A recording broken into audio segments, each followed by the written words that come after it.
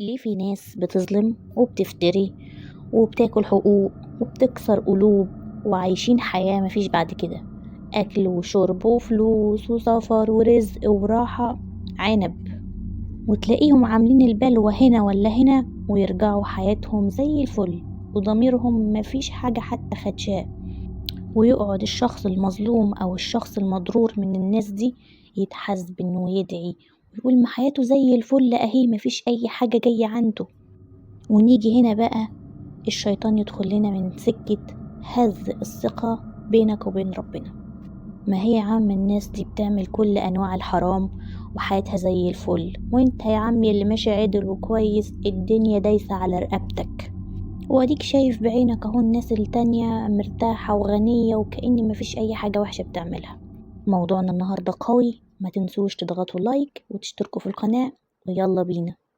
أنا عارفة إن اللي أنا قلته كله ده بيحصل وموجود في حياة كل شخص فينا، بس عايزة أقول لكم نقطة مهمة جدا.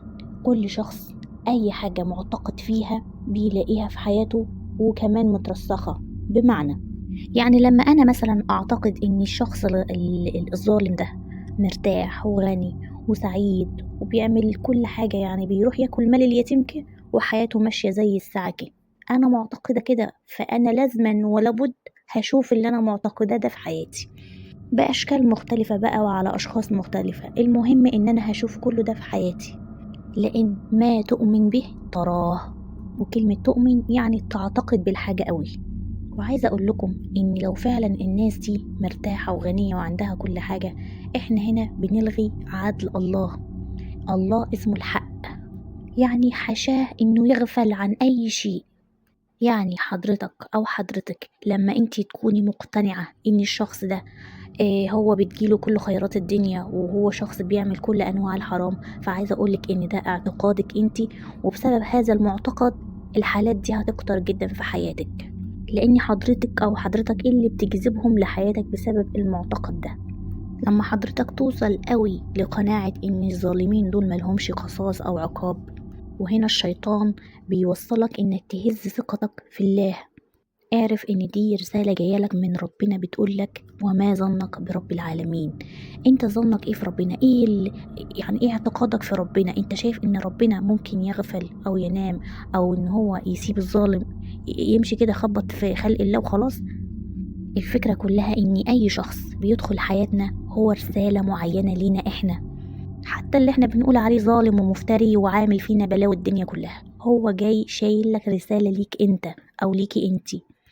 هو دخل حياتك علشان يعلمك درس معين، ولما ما تتعلمش الدرس ده فنفس السيناريو هيتكرر مرارا وتكرارا في حياتك من أشخاص مختلفة وظروف مختلفة وأحداث مختلفة، وممكن تتعرض لظلم أكبر وافتراء أكتر من ناس مختلفة علشان أنت لسه ما فهمتش وتعلمت الدرس.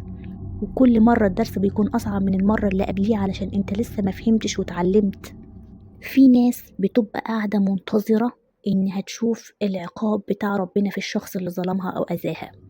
عايزة أقول لكم إنك أنتي فكرة الانتظار عموما أنتي شخصيا بتكون مليانة مشاعر غل وكره ورغبة في الانتقام، وإنك أنتي قرفانة من الحياة عموما. فأنتي قاعدة منتظرة وأنت قاعد منتظر الانتقام اللي ينزل على الظالم وأنت جواك المشاعر دي، يعني إن أنا قاعدة كده ساخطة كده ومستنية إن ده يحصل له حاجة أو يجرى له حاجة أو تحصل عنده بلوى ومصيبة للشخص اللي ظلمك. فعايزة أقولك إن كل اللي انتي حاسة بيه من جوه ده هتلاقيه طلع طفح على حياتك من بره في مواقف هتنكد عليكي أكتر وتعكنن عليكي أكتر، لأن اللي ما تعرفوهوش إن اللي جواكي هو الخارج بتاعك، يعني اللي انتي حاسة بيه من جوه هو اللي هتلاقيه من بره بأحداث بأشخاص بتفاعلات في حياة، يعني هو اللي جوه هو نفسه اللي بره. حتى مجرد النية في انتظار الانتقام لشخص ما في حياتك برضو ده هتشوفيه بره في حياتك وعلاقاتك ودنيتك علشان تتعلمي الدرس. درس معين جايلك في نقطة معينة فيها خلل لازم تصلحيه علشان يحصل في حياتك توازن.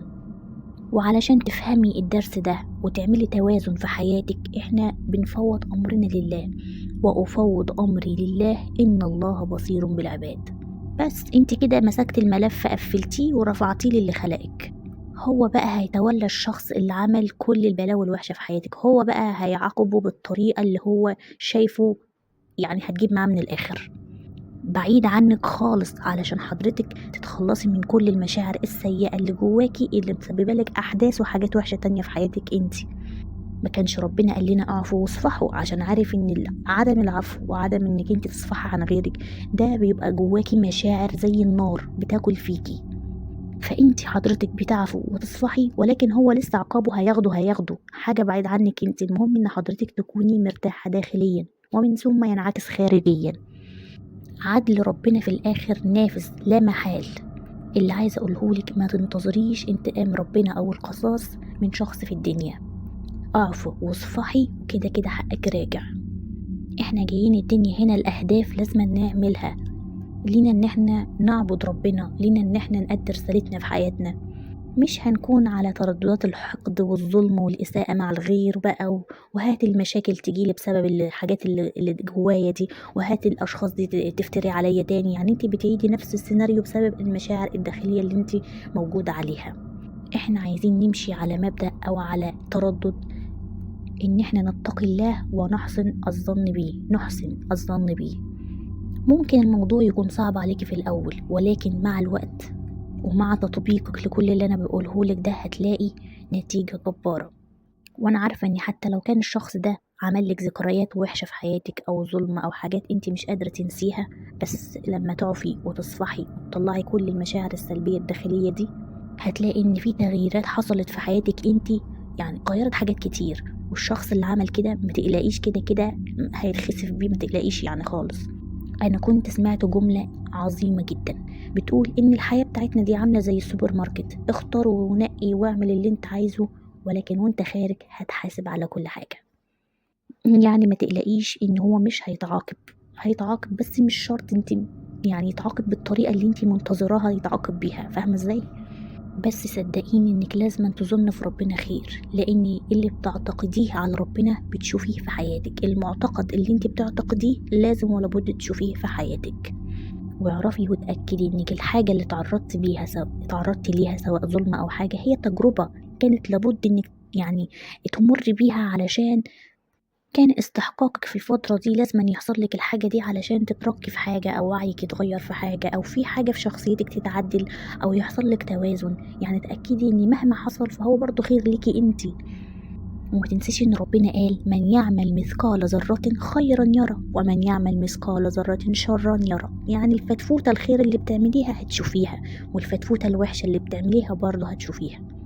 يعني في نهاية الفيديو عايزة أقولك اعفي واصفحي وغيري نيتك وظبطي حالك وظن في ربنا خير، وشوف اللي هيحصل لك في حياتك.